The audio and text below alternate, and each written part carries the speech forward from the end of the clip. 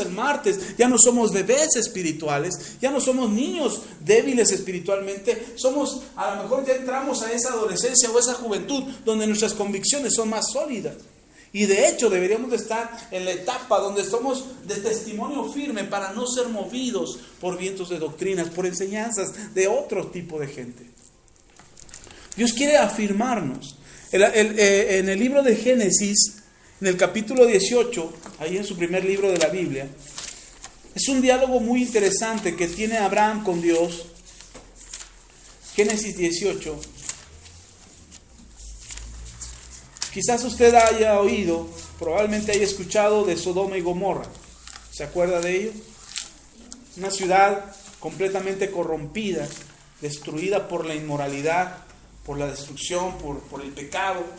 La gente ya no le importaba nada, ya su mentalidad había sido trastornada por lo que vivían, por la maldad que vivían. Había sido tan afectada su vida que ya la ciudad era una contaminación terrible de maldad. Esa contaminación terrible de maldad había llegado hasta el trono de Dios. Cuando nosotros hacemos algo malo, despedimos un mal olor. Cuando cometemos pecado, hay un mal olor que sale de nosotros. Y usted puede decir, ¿cuál es ese olor? ¿A qué huele? Huele a muerte. La Biblia dice que la paga del pecado es muerte. ¿Ha visto algún animal de esos que atropellan en la carretera y que no los despedazan, pero quedan, nada más los matan, un golpe en la cabeza los matan y quedan a un lado de la carretera? Y si es un camino que transitas frecuentemente, te vas a dar cuenta que el primer día está ahí el animalito muerto. Si no lo movieron, si ahí se quedó una semana o dos. Porque además es difícil, a lo mejor está en el carril de alta y nadie lo puede sacar. Pero ahí lleva un día y está el animal muerto. 2 días y empieza a tomar cuerpo, se empieza a poner gordito, bien trabucles el animal. Lo que pasa es que entró en descomposición. Si tú pasas por ahí, el olor no llega. No está tan fuerte. Ya hasta el 3er o 4 día, ya es que huele. Y el olor ya es más fuerte, pero el animal ya está inflado que parece que revienta.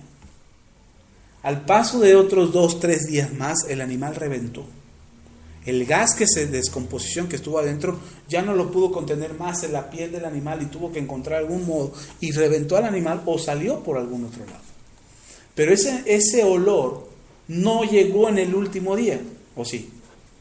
Ese olor llegó desde el primer día, desde el día en que se murió el animal. Ese animal a muerte. Perdón, ese olor a muerte. Y entonces cuando nosotros cometemos pecado, ese olor de muerte empieza a generarse en nosotros. Hasta que el olor es tan desagradable que ya no lo podemos ocultar, como si reventáramos por causa de ese olor. Y entonces ese olor llega a la presencia de Dios. No lo vemos, no lo percibimos naturalmente. Si alguien está en pecado, si yo estoy en pecado y yo me acerco a ustedes no lo van a oler. No sé, el pastor huele a pecado. No huele. Huele a perfume, a desodorante que se echó, a lo mejor no se bañó y huele a sudor, pero no huele a pecado. No es olor a pecado. No lo distingues. Espiritualmente sí existe. Espiritualmente sí lo percibes. Cuando alguien tiene el don de discernimiento de espíritus, a través del olor de una persona se puede dar cuenta en que está fallando. Pues, algo anda mal en tu vida. No, es que ¿cómo supo? No sé, solo lo sé. Solo lo percibí. Y es un olor. Delante de Dios, ese olor llega también. La Biblia dice en el libro de Apocalipsis, que la oración de los santos, no cualquier oración, dice, la oración de los santos sube como un incienso agradable hasta el trono de Dios. ¿Cómo sube la oración de los santos? Como un olor, como una fragancia, como un incienso agradable. El pecado también sube delante de Dios. Entonces Sodoma y Gomorra tenía tanta maldad. ¿Por qué les hice esa pequeña pausa, por esa cápsula? Para que usted pueda saber por qué Dios identifica la maldad de Sodoma y Gomorra. Dice la Biblia que era tanta la maldad que ya había llegado hasta la presencia del Señor. Y entonces Dios, cuando ve Sodoma y Gomorra, dice, ya, esto Esto es inverosímil, esto no puede ser. No les importa ya. O sea, ya no tienen tantito temor, tantito respeto, ya no hay nada que los detenga. Y van a seguir teniendo tanta maldad que van a contaminar a toda la humanidad. Porque tú pones una manzana podrida junto a otras manzanas, ¿qué pasa con las otras manzanas? Oiga, ojo, todas las manzanas se van a podrir, todas. Si las dejas mucho tiempo ahí, va a llegar su proceso de maduración, les va a llevar a la descomposición, ¿cierto o no? Pero si tú pones una manzana podrida junto a unas manzanas buenas, el proceso de descomposición es más rápido. No es que la pudredumbre de una manzana haga que las otras se pudran, no, simplemente se acelera. La contaminación que lleva esa manzana hace que la otra manzana se contamine y la otra se contamine, y entonces el proceso de descomposición sea más rápido. Solo es eso. ¿Cómo pasa? Por el líquido que suelta, por el suelo que suelta, por lo contaminado de lo podrido que está, contamina lo otro bueno y se pudre. Cuando alguien tiene una herida, lo que hacen los médicos es sanar la herida, limpiarla. ¿Para qué? Para que lo que está contaminado no contamine lo demás. Eso es lo que Dios vio en Sodoma y Gomorra, que el pecado que había en Sodoma y Gomorra iba a contaminar las otras ciudades. Y cerca de Sodoma y Gomorra estaba Abraham, en quien había visto, o en quien había pensado para establecer su reino en la tierra, para establecer una nación. Entonces Dios dijo, tengo que erradicar lo podrido de la tierra, que es Sodoma y Gomorra, y de destruirlo. Pero entonces Dios tiene un diálogo con Abraham respecto a la ciudad de Sodoma y Gomorra, y dice ahí en Génesis capítulo 18, en el versículo 24 al 23, dice: y se acercó a Abraham y dijo, ¿destruirás también a los justos con el impío? 24. Quizás haya 50 justos dentro de la ciudad. ¿Destruirás también y no perdonarás al lugar por amor de los 50 justos que están dentro de él? Lejos de ti el hacer tal que hagas morir al justo con el impío, y sea el justo tratado como el impío, nunca tal hagas. El juez de toda la tierra no ha de ser lo que es justo, no ha de hacer, lo que es justo. 26. Entonces respondió Jehová, si hallare en Sodoma 50 justos dentro de la ciudad, perdonaré a todo este lugar por amor a ellos. ¿Por amor a quién? A los 50 justos. Si hubiera 50 justos, perdonaría a todo el lugar por esos 50 justos. ¿Sí o no? ¿Sí está conmigo? Ahora, ponga mucha atención. Abraham es el que dice, quizás haya 50 justos. Y Dios le dice, si los hubiera, no los destruiría. ¿Qué está diciendo Dios? Pero no los hay. Cuando nosotros le pedimos una confirmación a Dios, cuando tú le dices a Dios, Señor, ¿será? Quizás tengo que hacer esto, Señor. Y Dios te dice, no lo hagas. No es que Dios esté inseguro de lo que va a pasar o no. Es que Él ya sabe lo que va a pasar. Cuando tú le pides una confirmación a Dios y le dices, quizás haya 50 justos, Dios te responderá y te dirá, no los hay. Usted siga leyendo después y va a darse cuenta que Abraham insiste, le dice, quizás no haya 50, quizás haya 40, quizás haya 30, quizás haya 20, quizás haya 10. Y Dios le dice, no los hay. Cuando tú le pides una confirmación a Dios para poder usar el quizás, no es porque Dios quiera que tú dudes de algo, sino que seamos como Jonatán, que dice, quizás Dios no lo haga. Pero cuando Jonatán le dice a su paje de armas, quizás Dios haga algo por nosotros hoy, él va caminando. No hace un plebiscito, no hace una encuesta, no hace una votación. ¿Cómo ves? ¿Vamos o no vamos? Volados. Si cae sol, sí vamos. Si cae águila, no vamos. Conforme Jonatán está diciendo, quizás Dios haga algo por nosotros, Jonatán está caminando hacia su propósito, hacia lo que tiene que hacer. Cuando Abraham le dice a Dios, quizás haya 50, es porque Abraham no estaba en Sodoma y Gomorra y no sabía cómo se había comportado su sobrino Lot. Abraham está intercediendo por Sodoma y Gomorra, no por la ciudad, sino porque en Sodoma estaba su sobrino y su familia, la familia de su sobrino, Lot. Y Abraham no sabía cómo había sido el comportamiento de Lot en los últimos años.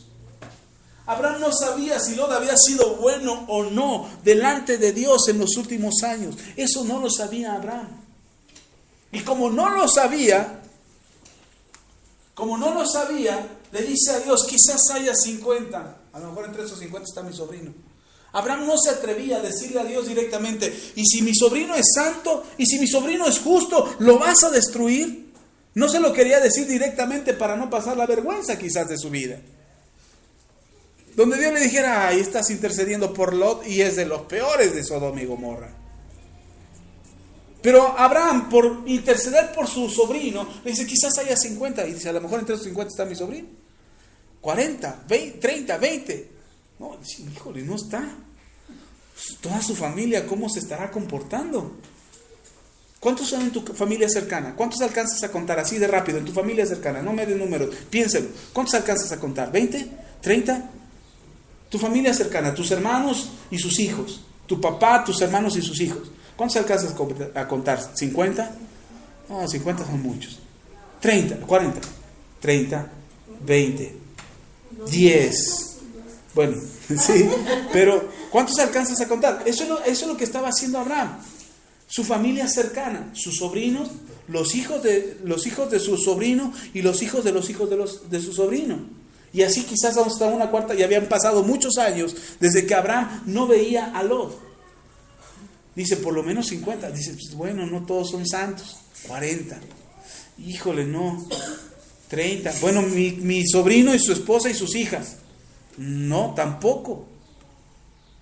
Y Dios le dice, bueno, ni uno solo hay justo. No, ni uno. Quizás uno. Ni Lot se mantuvo en santidad para Dios. Entonces, cuando Abraham se da cuenta que ni siquiera su sobrino era justo, dice, bueno, ten misericordia de mi sobrino, ¿no? Y entonces empieza una confirmación para Abraham de algo que Abraham no sabe, pero que Dios sí sabe. A lo mejor la decisión que tú tienes que tomar, probablemente lo que tengas que decidir, no sabes cuáles serán las consecuencias que tienes o que van a venir por esa decisión que tienes que tomar. No sabes qué es lo que va a pasar. Y necesitas que Dios te confirme. Pero no necesitas andarle preguntando a tus vecinos, a tu compadre, a tu comadre, a tu tío, a tu pariente. No necesitas andarles preguntando, ¿y tú cómo ves? Pregúntale a Dios. Él es el que sabe. Pregúntale a Dios. ¿Tú cómo ves? ¿Cómo piensas? Oye, no le fue a preguntar a los vecinos de Lot, oye, ¿cómo se porta Lot? Porque van a destruir la ciudad y yo quiero saber si mi sobrino es digno de ser salvado o no. No fue a preguntarle a nadie, fue a consultarlo con Dios. Le dijo, quizás, Señor, hay algún bueno, porque no tenía toda la información. A lo mejor tú no tienes toda la información, probablemente no conozcas qué es lo que va a pasar de acuerdo a la decisión que tú tomes, pero Dios sí sabe qué va a pasar. Yo les decía a mis hijos esta semana, no me acuerdo si fue ayer en el desayuno, platicábamos, yo les decía a mis hijos, les decía que las consecuencias de tus decisiones, Dios ya las conoce. Otra vez, las consecuencias de tus decisiones, Dios ya las conoce. Dios ya sabe lo que te va a pasar por lo que decidas. Lo que Dios no va a establecer como ya escrito, o sea, Dios ya escribió las consecuencias de lo que tú decidas. Si tú decides hacer el bien, estas son las consecuencias, ya está escrito. Si tú decides hacer el mal, estas son las consecuencias, ya está escrito. Ya está escrito. Las consecuencias de lo que tú elijas ya está escrito. Lo que no está escrito es qué vas a elegir. ¿Sí me explico? Eso Dios no lo escribe. ¿Por qué no lo escribe? Porque es tu decisión.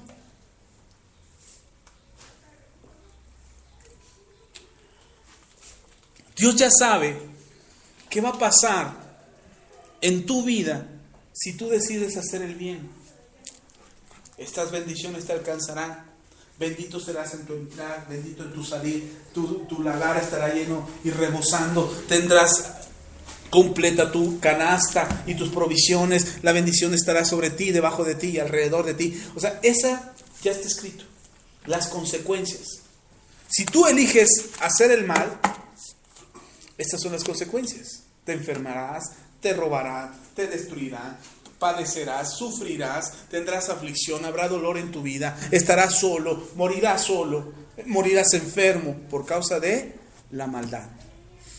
Lo que Dios no escribió, hermano, es tu decisión. Tú vas a decidir qué quieres, por dónde quieres andar, cómo quieres caminar. A lo mejor no sabes cuáles serán las consecuencias de decidir esto o decidir lo otro. Tú no sabes, si tú estás en la incertidumbre y dices, Señor, ¿qué elijo? ¿Elijo negro o elijo blanco? Bueno, blanco es santidad, es pureza, es lo maravilloso, es lo negro no, lo negro es lo oscuro. Pero no sabes si este es el bien o este es el mal. Probablemente no conozcas cuál sea la decisión que tengas que tomar. Pero no tienes que ir a preguntarle a alguien que no sabe. No tienes que ir a preguntarle al adivino, al brujo, al hechicero. No lo saben. Tú tienes que preguntar y consultarle a Dios, como lo hizo Abraham. Abraham le dice a Dios, quizás haya 50. Y Dios dice, no hay 50. Quizás haya 40. No hay 40. 30, Señor. No. Y Abraham le dice, mira, Señor, si haya dado gracia, no te enojes conmigo, pero tengo la duda. ¿Habrá 30? Y Dios le dice, no hay 30. Señor, si he hallado gracia delante de tus ojos y no te puedes enojar conmigo porque sé que me amas, además no me vas a destruir porque me prometiste muchas cosas, ¿habrá 20? Y Dios le dice, no hay 20. Probablemente tú no sepas cuáles sean las consecuencias de la decisión que tienes que tomar. Probablemente no lo sepas, pero tú puedes venir con Dios y decirle, Señor, quizás si decido esto, me vaya bien y yo voy a prosperar y voy a alcanzar el éxito y voy a lograr esto, voy a invertir mi tiempo en el trabajo, este es el trabajo que necesito, me van a pagar bien. Quizás, Señor, este sea el trabajo que tú tienes preparado para mí. Y volteas del otro lado y dices, quizás este no tenga mucho ingreso, no sea mucho el ingreso que yo tenga económicamente, pero me va a dejar tiempo libre para servirte, para buscarte. Me va a dejar tiempo libre para estar con mi esposa y con mis hijos. Me va a dejar tiempo libre para acercarme a ti. Y tengas que tomar una decisión. Hermano, Dios te va a ayudar a elegir en tu quizás. Entonces, cuando tengas tu duda respecto a una decisión, no le consultes al vecino. Consúltale al Señor. Y dile, Señor, tengo esta duda.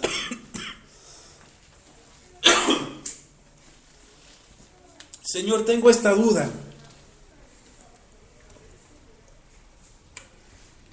No sé qué elegir. No sé qué decisión tomar. Pero si tú me dices qué hacer y cómo hacerlo, yo lo voy a hacer. Ya llevamos 2 quizás. El quizás de Jonatán o de Jonatán, que cuando dices quizás es porque ya vas caminando. Porque estás convencido, porque tienes fe, porque has creído. Ese nivel de quizás es una madurez de confianza en Dios. Tú sabes, yo les he enseñado aquí que tienes que decidirte respecto a algo para que Dios mueva todas las piezas. Es como un juego de ajedrez, se los he explicado así. El juego de ajedrez no empieza o no inicia hasta que se mueve la primera pieza. Y todo el tablero se mueve por causa de que se movió solo una pieza. Ya tienes que pensar si se mueve el caballo, el alfil, la torre, el otro peón, si tienes posibilidad de atacar al rey. Se mueve todo el tablero por causa de que una pieza se mueve. Ese es el nivel del primer quizás. ¿Sí me explico? Ya tienes la fe, tienes la seguridad y caminas sabiendo que Dios respaldará tu decisión. El segundo quizás es un nivel inferior de fe. No es un nivel inferior de persona, sino de fe. La fe va en aumento. La Biblia dice que la fe tiene que ir en aumento, que tiene que crecer. Entonces probablemente tu fe no sea tan buena como para decidir, yo camino y me le enfrento al enemigo porque sé que Dios me va a respaldar. A lo mejor no tienes esa fe. Dudas todavía, tienes una incertidumbre ahí porque te hace falta información. Quieres estar más seguro para poder tomar una decisión. Bueno, ve al segundo quizás. Dile, Señor, quizás esta decisión que voy a tomar no sea la mejor, pero quiero saber si esto me va a ayudar. Y tengas que contemplar y analizar toda la información pertinente para poder tomar una decisión. ¿Sí está conmigo? Ok. Y segundo, perdón, ese es el segundo quizás. El tercer quizás es cuando no tenemos fe y nos tienen que decir qué hacer. Lea conmigo en 1 Corintios capítulo 7.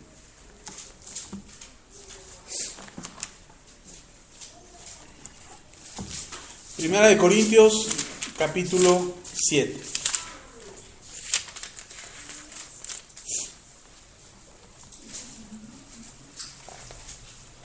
¿Ya está ahí?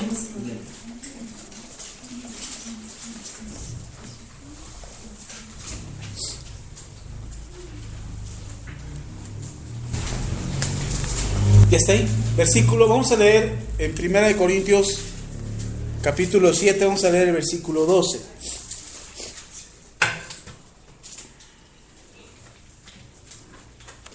Cuando llegue ahí me dice amén.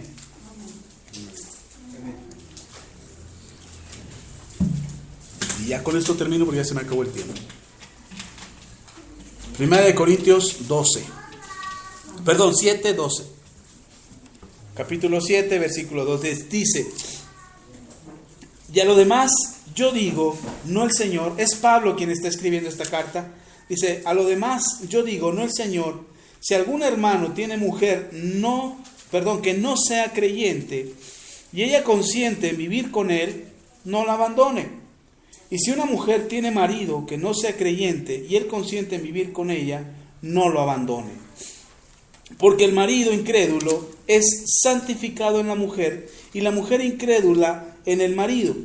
Pues de otra manera vuestros hijos serían inmundos, mientras que ahora son santos.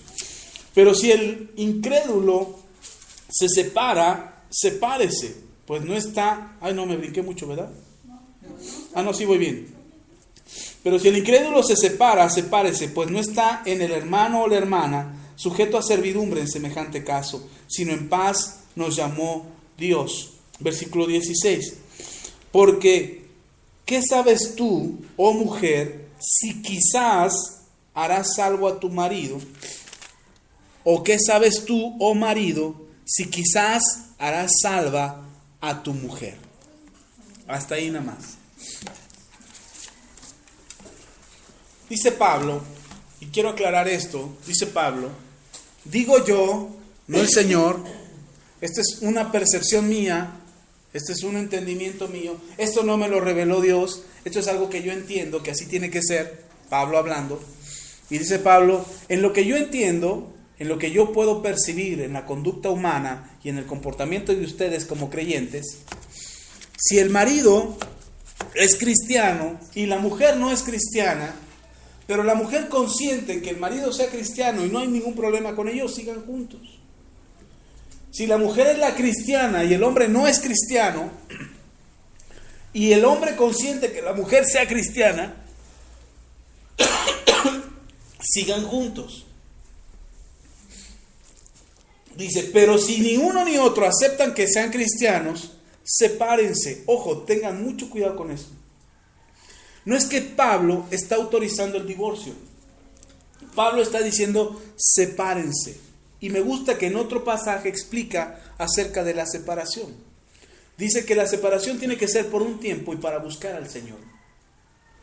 Entonces, cuando alguien se separa, porque causa de que el otro no le permite ser cristiano, no es una separación permanente, ni es una autorización para el divorcio. Es una separación para que la persona busque al Señor. Yo que soy cristiano voy a buscar al Señor para que mi esposo se convierta allá donde está. Y cuando ya se convierta, entonces yo voy a ver a la persona venir a los pies de Cristo y va a buscarme. Porque eso es lo que Dios le va a hablar. Eso es lo que Dios le va a decir. Dios vino a restaurar las familias, no vino a destruirlas. Ok, pero ese no es el punto. Solamente era una aclaración respecto a lo que Pablo dice. El punto es que Pablo le dice a las mujeres y a los hombres, le dice: hombre, porque ¿qué sabes tú si por ser tú cristiano, quizás tu esposa se salve? O mujer, ¿qué sabes tú que por ser cristiano, quizás tu esposo se salve. Este quizás es cuando nos hace falta mucha fe, cuando prácticamente no sabemos lo que Dios puede hacer. No hay garantía de nada, solamente creerle a Dios. Y entonces cuando alguien te dice tienes que hacerlo, tú no digas, ay, pero ¿por qué el pastor está loco? Tú tienes que saber que quizás Dios haga algo por ti en ese sentido. No hay garantía. Yo como pastor, por eso Pablo me gusta que dice y aclara, esto lo digo yo, no el Señor. ¿Quién lo dice? Pablo. Esto lo digo yo, no el Señor. Que si tú te mantienes en Cristo, quizás tu marido se salve. ¿De quién es la garantía? De Dios. ¿Pero es una garantía de Dios lo que está diciendo Pablo? No, lo está diciendo él. Dice, yo te digo que si tú te mantienes en la fe, quizás tu marido se salve. Mujer, si tú te mantienes en la fe, quizás tu marido se salve. Hombre, si tú te mantienes en la fe, quizás tu mujer se salve. Y Pablo lo aclara y dice, esto lo digo yo, no el Señor. Porque no hay una garantía, como una promesa, cuando el Señor dice ahí en el libro de los Hechos, cree en el Señor Jesucristo y serás salvo tú y toda tu casa. Esa es una afirmación del Señor. Si crees en el Señor Jesucristo serás salvo tú y toda tu casa. Pero yo he visto matrimonios donde se salva, o familias donde se salva la mamá, se salvan los hijos, se salvan los nietos, se salvan las nueras y el marido no se salva. Y uno dice, el Señor mintió. El Señor mintió porque Él dijo que sería salvo toda tu casa. Si somos exigentes, tu casa es tu sangre y tu marido no es tu sangre. ¿Sí me explico? Pastor, pero ya nos casamos y ya nos hicimos uno solo. No, porque Él no concibió o no aceptó el que tú fueras cristiano. No lo permitió. Entonces quizás se salve tu hija, sus hijos de tu hijo o de tu hija, pero no tu yerno o tu nuera. Pastor, ¿qué está diciendo? Lo que dice. Serás salvo tú y toda tu casa, tu sangre. Yo quisiera que se salvaran los nueros y las nueras y los yernos. Yo quisiera que se salvaran también. Pero por eso Pablo aclara y le dice a las mujeres cristianas y a los hombres cristianos, les dice, quizás tu marido se salve o tu esposa se salve. Eso no lo determino yo. ¿Quién lo determina? Señor. Pero si tú crees y si tú confías, quizás se salve. Por eso tenemos que tener en ese tercer quizás. A lo mejor tú no estás convencido de lo que la Biblia dice. A lo mejor ni siquiera conoces lo que está escrito en la palabra. Pero puedas creer a lo que tu pastor te dice. A lo que oyes en una prédica. A lo que oyes en un canto. Que tú puedas creer y decir, el pastor dijo que nosotros seríamos prosperados. Hoy no veo cómo. Hoy no veo cómo. Pero de acuerdo a lo que dice la Biblia, lo que el pastor explicaba respecto a mis ofrendas y mis diezmos, quizás yo sea liberado de la escasez, quizás yo sea librado de la pobreza. Voy a creerle al Señor, lo voy a hacer. Lo voy a hacer y entonces veré. Tenemos que tener, a veces no creemos en la palabra tal cual está escrito aquí. No tenemos una relación tan cercana con Dios como para poder atreverme, como lo hizo Jonatán, y atreverme a tomar una decisión y saber que Dios viene conmigo y que me va a dar la victoria. A lo mejor no tengo esa certeza, pero sí puedo confiar y sí puedo creer en lo que Dios puede hacer por mí. ¿Sí está conmigo? Vamos a orar. Voy a invitar a que se ponga de pie.